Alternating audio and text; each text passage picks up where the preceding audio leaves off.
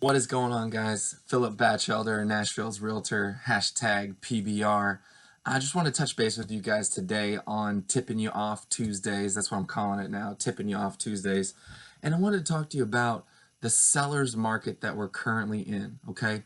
I think a lot of us don't necessarily understand what that means, and maybe you're thinking about being a seller and then a buyer, or it'll help you either way on either side of the coin if you're a buyer to understand a seller's mindset. So I just want to educate you guys a little bit on what that necessarily means. So as a buyer, if you're a buyer right now in a seller's market, which we're in a seller's market, that just simply means that there are fewer homes available than there are buyers, especially in the starter home category, meaning probably about 200 to 250,000. There's just a very limited market, especially from 175 to 225. That range is going to be extremely limited. So if that's your price range, that's okay. Give me a call. I'll still get you into something because negotiation is one of the things that a realtor should be really able to do and get you into a house. And I've done that multiple times, and I've gotten people into houses and gotten offers accepted over other offers, multiple offers. But in the seller's market, let's talk about a couple things. As a seller, that means since there's limited assets out there for other people to buy, really a home is a liability, but we could talk about that. It's a whole nother thing, and some people might argue that, but listen to Rich Dad, Poor Dad if you disagree. So in a seller's market, a seller should be getting top dollar for their house, okay?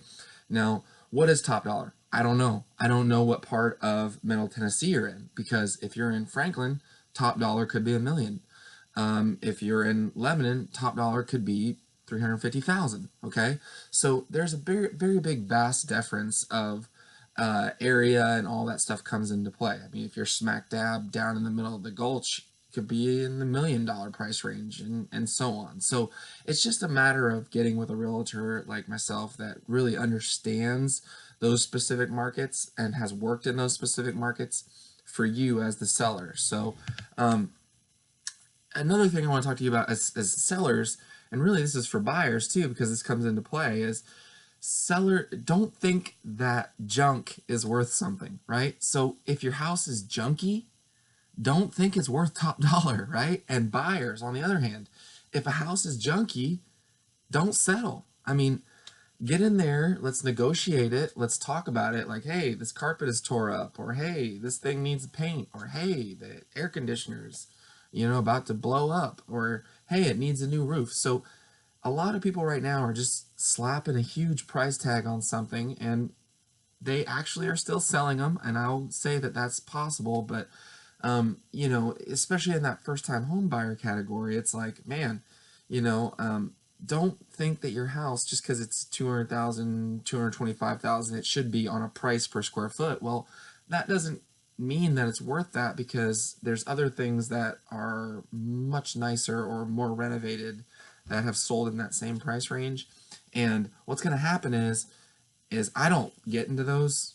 I don't put myself in that situation. If you want to list your house for something ridiculous and it's not worth that, I'm just not going to do it for you, because I don't want you mad at me. Because in the end, after 6 months goes by and our listing agreement is up, you're just going to be frustrated. And I'm not going to be frustrated, because I'm going to be the one who told you in the beginning that your house wasn't worth that.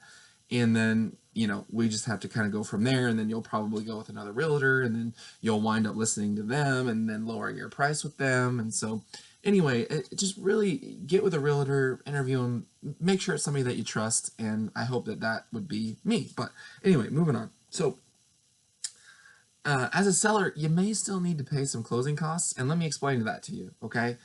The reason why sellers in this market may need to pay some closing costs is because they're not, maybe the realtor is not knowledgeable enough to know, hey, we're accepting an FHA loan, okay?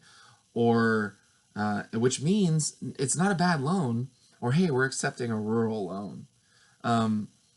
Which is not bad, but it just means that you're dealing with people that don't necessarily have a lot of extra cash to be able to qualify for that loan type anyway, and that's fine. FHA is still a great type of loan. I'm not knocking that.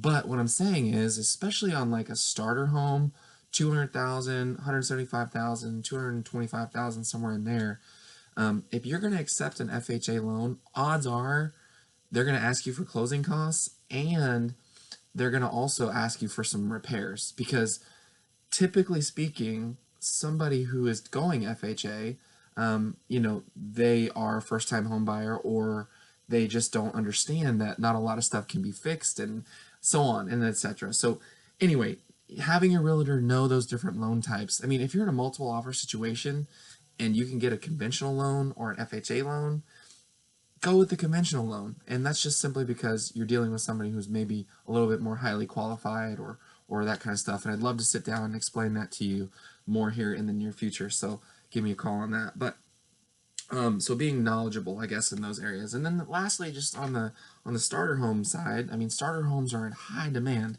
right now, but also just know that buyers are also not willing to settle. So if you live in a hot area, in particular where I live right now, Mount Juliet's a hot area, and especially in starter homes back in Belinda City, I just sold my house back there, and it's just really, really hot area where you're going to get top dollar. But if your house is in really poor condition, buyers aren't stupid either, and they're not going to be like, oh yes, let me give you everything that you want for this house and you fix nothing. So it could happen in a dream world, but I'd like to think that buyers are smarter than that, and there's agents out there that are coaching people better than that. So anyway, these are just a few tips that I had for you today. I hope that they help you. You definitely are in a seller's market. Sorry, buyers, but we're in a seller's market. And that's a good thing. That's a good thing, I think, for everybody, because that means the economy's doing well. Now, if you have any questions on anything, I'd love to help you. Give me a call, Philip Batchelder Realtor, #PBR, and I'll talk to you soon.